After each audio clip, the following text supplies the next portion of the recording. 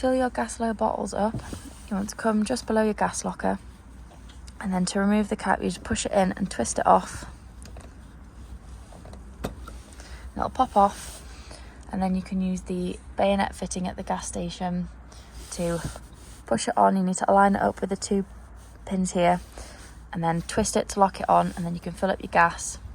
And then once you're done, pop your cap back on, align it up, and then push and twist, and it'll lock and close. When you need to remove or change your pigtail and swap it to the other bottle if you have to, it's left to tighten, right to loosen, opposite way around being gas, and you'll need a spanner just to nip it up tight and then loosen it off as well.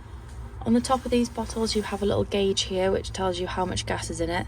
So at the moment it's empty, but when it's full it'll be in the green, and then to turn it on and off you can turn your dial around here.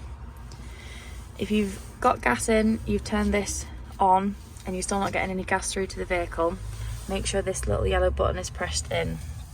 So if it's flush, it means it's in. If it pops out, it's just a little crash valve. You just need to push it in, hold it for a couple of seconds, and then your gas flow should come through to the vehicle.